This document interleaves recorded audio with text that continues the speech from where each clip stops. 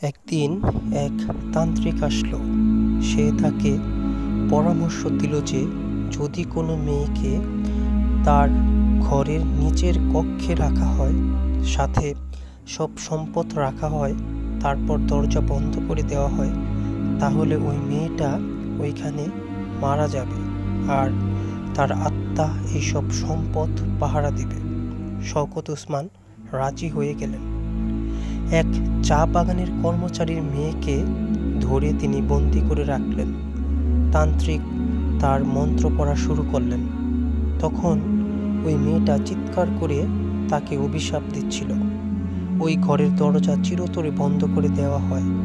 এই প্রক্রিয়াকে বলা হয় যক্ষের ধন। তো বন্ধুরা, আপনারাও আপনাদের সাথে ঘটে যাওয়া সত্যি ঘটনা আমার কাছে পাঠিয়ে দিতে পারেন। আর এই ঘটনাটা পুরোটা শুনবেন, না টেনে, তাহলে অনেক ভয় এবং আনন্দ পাবেন। আপনাদের সাথে ঘটে যাওয়া সত্যি ঘটনা আমার কাছে পাঠানোর মাধ্যম হচ্ছে mehdi4050@gmail.com, which is mahade4050@gmail.com। তো বেশি কথা না বলে খাবিব ভাই আমাকে যেভাবে এই ঘটনাটি পাঠিয়েছে ঠিক সেভাবেই আমি আপনাদেরকে পড়ে শোনাচ্ছি। খাবিব ভাই: আরে ভাই, গাড়ি ঠিক করতে এত সময় লাগে? সেই কখন থেকে ঠিক করছো? স্যার, আর 5 মিনিট লাগবে। দ্রুত না করে ভালোভাবে করো। এই নিয়ে 5 বার নষ্ট হলো। আচ্ছা স্যার। কথা হচ্ছিল খাবিব আর তার ড্রাইভারের মাঝে। খাবিব তার গার্লফ্রেন্ড রোহিণীকে নিয়ে সিলেটের চা বাগানে যাচ্ছিল প্রাইভেট গাড়ি করে। উদ্দেশ্য রোহিণীকে তাদের চা বাগান দেখানো, কিন্তু গাড়ি বারবার নষ্ট হয়ে যাচ্ছিল। এখন শীতকাল, তাই গাড়ির বাইরে দাঁড়িয়ে থাকতে অনেক কষ্ট হচ্ছিল। স্যার, এইবার ভালোভাবে ঠিক করেছি, বলল ড্রাইভার। খাবিব ভাই বলল, ঠিক আছে চলো। খাবিবের এখানে দুটো উদ্দেশ্য ছিল: এক, রোহিণীকে নিয়ে চা বাগান দেখানো; দ্বিতীয়ত, চা বাগানের রহস্যময় ঘটনাগুলো জানা। রাত 1টার দিকে তারা চা বাগানে পৌঁছালো। বাগানের কেয়ারটেকার এবং ম্যানেজারকে জানানো ছিল তারা তাদের জন্য অপেক্ষা করছিল। চা বাগানে ঢোকার পূর্বে চাঁদের আলোয় কুয়াশায় ঘেরা চা বাগানটা অপূর্ব রহস্যময় লাগছিল। যেহেতু খাবিব আর রোহিণী বিয়ে হয়নি, তাই তারা আলাদা রুমে থাকলো। সকালে সব দেখবে এমন মত ঠিক করে তারা ঘুমিয়ে পড়ল। সকালে খুব ভোরে ঘুম হতে উঠল খাবিব। রোহিণীকে নিয়ে গেল চা বাগানে। রোহিণী চা বাগানের সৌন্দর্য দেখে বিমোহিত হয়ে গেল। খাবিব এসব দেখছে না। সে খুঁজছে একজন কর্মচারীকে যার মেয়ে চা বাগানে রহস্যময়ভাবে হারিয়ে গেছে। চা বাগানের ম্যানেজার তার কাছে নিয়ে গেল। লোকটির কাছ থেকে সমস্যাটা জানতে চাইলে লোকটি বলা শুরু করলো, স্যার, আমরা বংশগতভাবে চা শ্রমিকের কাজ করে আসছি। আমার বড় ছেলেও এ পেশায় নিয়োজিত। আমার মেয়েকেও এ কাজে নিয়োজিত করেছিলাম। গত 2 দিন আগে আমরা সবাই চা তুলছিলাম। আমার মেয়ে তখন ঘরেই ছিল। আমার মেয়ে শুনতে পেল আমি নাকি তাকে ডাকছি। সে বাইরে বেরিয়ে আসলো, তবে আমাকে সে পায়নি। গতকাল সন্ধ্যার দিকে আমরা যখন চা তুলছিলাম, আমার মেয়ে কিছুটা দূরে সরে যায় দল থেকে। সে ওই পাশের উঁচু জায়গায় চা পাতা তুলছিল। সে চা পাতা তুলতে তুলতে কোথায় জানি হারিয়ে গেল। তার সাথে থাকা লোকগুলো ভেবেছিল ও বাড়ি চলে গেছে, কিন্তু সে বাড়িতে আসেনি। আমি রাত 8টার দিকে লোকজন নিয়ে ম্যানেজার বাবুকে বলে বাগানে ঢুকলাম। সবাই মিলে খুঁজতে লাগলাম, কিন্তু তাকে কোথাও পাইনি। আমার ধারণা হয় আপনাদের ওই পুরনো বাড়িতে এসে আটকে গেছে বা কেউ তাকে নিয়ে গেছে। খাবিব ওই বাড়ির নাম শুনে আটকে উঠল। ওইখানে গেলে তো মারাত্মক সমস্যা। ও কি ছাড়া পেয়ে গেল নাকি? না ওই সাদা পাথরটা সরে গেছে? খাবিবের পূর্বপুরুষরাও এই চা বাগানের মালিক ছিল। তার দাদার নাম ছিল শওকত ওসমান। তিনি ছিলেন জমিদার। ফলে তার অনেক সম্পদ ছিল। তিনি ছিলেন কিছুটা স্বার্থপর টাইপের জমিদার। তার মতে তার সম্পত্তি শুধু তারই থাকবে, এটা তিনি সবসময় চিন্তা করতেন। তাই তিনি ভাবতেন সবসময় কি করে সম্পদ তার নিজের সাথেই থাকবে, তার সবসময় এ চিন্তাই থাকত। একদিন এক তান্ত্রিক আসলো। সে তাকে পরামর্শ দিল যে যদি কোনো মেয়েকে তার ওই ঘরের নিচের কক্ষে রাখা হয়, সাথে সব সম্পত্তিও রাখা হয়, তারপর দরজা বন্ধ করে দেওয়া হয়, তাহলে ওই মেয়েটা ওইখানে মারা যাবে না খেতে পেয়ে, আর তার আত্মা এইসব সম্পদ পাহারা দিবে। শওকত ওসমান এটা শুনে অনেক খুশি হলেন এবং রাজি হয়ে গেলেন। এক চা বাগানের কর্মচারীর মেয়েকে তিনি ধরে বন্দি করে রাখলেন। তান্ত্রিক তার মন্ত্র পড়া শুরু করল। তখন ওই মেয়েটা চিৎকার করে তাকে অভিশাপ দিচ্ছিল। ওই ঘরের দরজা চিরতরে বন্ধ করে দেওয়া হয়। এই প্রক্রিয়াকে বলা হয় যক্ষের ধন। শওকত ওসমান এখন নিশ্চিন্ত, তার সম্পদ তারই থাকবে, এটা ভেবে তার অনেক ভালো লাগছিল। কিন্তু কয়েকদিন পর যখন তিনি ঘুমাচ্ছিলেন, তখন তিনি অনেক দুঃস্বপ্ন দেখলেন। তিনি দেখতে পেলেন একজন মহিলা তার কবর খুঁড়ছে, আর একজন ভয়ঙ্কর মহিলা তাকে বলছে এই কবরটা তোর জন্য খোঁড়া হচ্ছে। তিনি ধরফর করে ঘুম থেকে উঠলেন। তারপর তিনি দেখতেন ওই মেয়েটি যাকে মেরে ফেলা হয়েছিল তার মাথার কাছে দাঁড়িয়ে আছে, আর তার দিকে অপলক চোখে তাকিয়ে আছে। তখন তিনি চিৎকার দিতে চাইতেন, কিন্তু পারতেন না। কেউ একজন তার পায়ে আঁচড় দিত, তার সমস্ত গায়ে পোকা কিলবিল করত। কয়েকদিন পর শওকত ওসমান ঘুমাতে গেলেন। তার বউ তার বাবার বাড়ি চলে গিয়েছিল, তাই তিনি একাই শুলেন।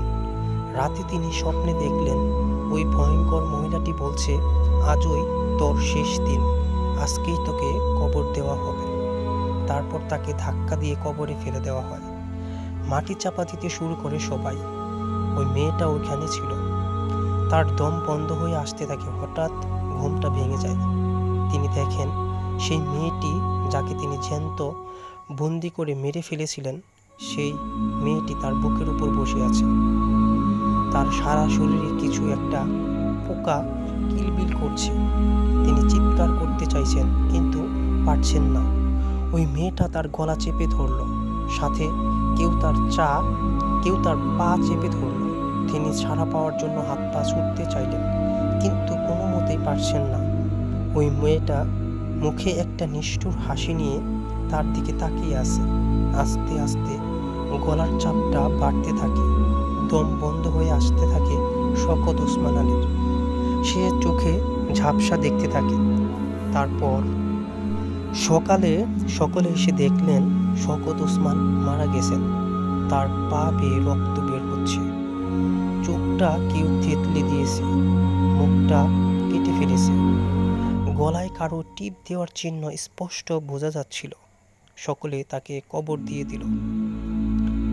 এখন যারা জমিদার বাড়িতে ছিল তারা সবাই মিলে স্বপ্ন দেখতে থাকলো, যে স্বপ্নটা শওকত ওসমান দেখত। সকলেই মিলে তখন ভয় পাচ্ছিল। তখন হাবিবের দাদা এক হুজুরকে ডেকে আনলেন। তিনি বললেন এই দরজার উপর একটা সাদা পাথর চাপা দেবেন, কেউ যেন তা না সরায়, আর তাদের এই বাড়ি ছেড়ে দিতে হবে। হুজুরের কথা মতো তাই হলো। তার দাদা একটা আলাদা বাড়ি বানালেন, সেখানে সবাই মিলে চলে গেলেন। তার দাদার সময় চলে গেল। তার বাবার সময় যখন আসলো, চা বাগানের পরিধি তখন আরো বাড়তে লাগলো। ওই পুরনো বাড়ি ঘিরে নতুন চা বাগান বানানো হলো। কিন্তু যারাই ওই বাড়ির কাছে চা তুলতে যেত, তারাই ওই জায়গায় একটা মেয়েকে কান্না করতে দেখত। তাছাড়া ওই বাড়িতে জুজু থাকে বলেও গুজব উঠল। তখন তার বাবা ঢাকায় চলে গেলেন তার পরিবার নিয়ে। মাঝে মাঝে চা বাগানে গিয়ে তার অবস্থার আয় ব্যয় পর্যবেক্ষণ করতেন। হাবিবও তাই করত। এখন সবাই ভাবছে ওই বাড়ি মনে হয় সাদা পাথরটা সরে গেছে, এই জন্য জুজু ছাড়া পেয়ে গেছে, সেই ওই মেয়েটাকে নিয়ে গেছে। খাবিব, রোহিণী, ম্যানেজার আর চা বাগানের শ্রমিক লোকটিকে সাথে নিয়ে তারা মোট 10 জন ওই বাড়ির দিকে রওনা দিল। তারা ওই বাড়ির পাশে আসতে আসতে দুপুর হয়ে গেল।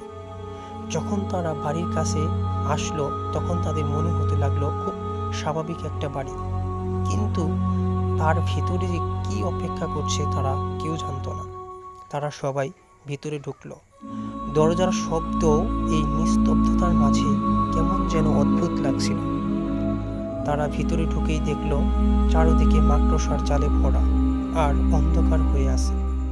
তারা মূল হল ঘরে কাউকে পেল না। হারিয়ে যাওয়া মেয়েটির নাম ধরে তারা ডাকতে লাগলো। কোনো শব্দ আসলো না। তারা তাদের ডাকের প্রতিধ্বনি শুনতে পেল। খাবিব তার সাথে রাইফেল এনেছিল, সে তাক করে রাখলো সেটি। তারা যেহেতু হল ঘরে কিছুই পেল না, তাই তারা ভেতরের ঘরগুলো দেখতে কেমন সেখানে সবাই মিলে ঢুকে পড়ল। সব ঘরে কেমন যেন ভূতের মনে হচ্ছে, সাথে কেমন যেন খারাপ একটা গন্ধ। বাড়িটা বিশাল। খুঁজতে খুঁজতে বিকেলও প্রায় শেষ। এখন কোথাও মেয়েটিকে পাওয়া যাচ্ছিল না। তারপর তারা বাড়ির যে দিকটা একদম নির্জন সেদিকে চলল। যদিও অনেকে যেতে চাইছিল না, কিন্তু খাবিবের চাপে তাদের যেতে হলো। সেখানে যাওয়ার পর তারা দরজা খুলল। সাথে সাথেই তাদের চমকে উঠতে হলো, কারণ তাদের চোখের দিকে লাল রঙের দুটো চোখ তাকিয়ে আছে। চোখ দুটোতে ঘৃণা এবং রাগ মিশ্রিত। তারা ওই অদ্ভুত প্রাণীর দিকে তাকিয়ে আছে। খানিকটা নেকড়ের মতো হলেও আকারে অনেক বড় এবং সারা গায়ে ঘন লোম আর রাগী চেহারা তাকে আরো ভয়ঙ্কর করে তুলেছে। সকলকে চমকে দিয়ে বিস্ময়ের সুর তুলে সে ডেকে উঠল। মনে হলো যেন শয়তান তার সমস্ত শক্তি এক করে চিৎকার করে উঠল। খাবিব তার সকল বিস্ময় দূর করে ফেলে বন্দুক থেকে গুলি বের করল। মুহূর্তেই জিপটির অবস্থা আরো ভয়ঙ্কর হয়ে উঠল। সে যেন মরণপ্রায় সিংহ। তার হাত পা ছুঁড়ে সে সকলকে আহত করে তোলার চেষ্টা করল। খাবিব সহ সকলকে মারতে যাওয়ার চেষ্টা ব্যর্থ করে সব দিকে মারাত্মকভাবে আক্রমণ শুরু করল। ম্যানেজারের বুকে বসে সেই প্রাণীটি তার গলায় তার পায়ের থাবা বসিয়ে যাচ্ছিল, কিন্তু একটা গুলির শব্দ সবকিছুই নিথর করে দিল। খাবিব জিপটিকে দ্বিতীয়বার গুলি করেছে।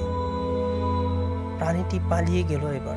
এবার খাবিব সব দিকে তাকালো, খুঁজতে লাগলো মেয়েটিকে। তারা ওই ভয়ঙ্কর ঘরের কাছে আসলো যেখানে যক্ষের ধন আছে। সেখানে তারা ওই মেয়েটিকে পেল। খাবিব ওকে ওই বাড়ি থেকে বাইরে বের করে আনলো। তখন তার জ্ঞান ছিল না। জ্ঞান আসার পর তাকে জিজ্ঞাসা করা হলো।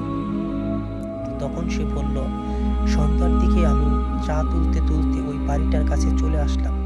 সেখানে একটা মেয়ে কাঁদছিল। আমি তাকে আগে কখনো দেখিনি। তাকে যখন ডাকলাম ও মুখ তুলে তাকালো। দেখলাম ওই মেয়েটার মুখ পুরোটা ফ্যাকাশে এবং পচে গেছে। হঠাৎ ঘন কুয়াশা আমাকে ঘিরে ধরল। আমার গায়ে কেউ মনে হলো হাত দিল আর আমি জ্ঞান হারালাম। তারপর সবাই চলে আসলো ওই বাড়ি থেকে। খাবিব তার সকল কর্মচারীকে নির্দেশ দিল যেন কেউ আর কখনো ওই যক্ষের ধন বাড়িতে না যায়।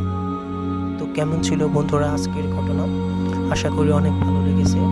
অবশ্যই কমেন্টের মাধ্যমে আপনারা আপনাদের মতামত তুলে ধরবেন, আর অবশ্যই আপনাদের বন্ধুদের কাছে ঘটনাটি শেয়ার করে দিবেন।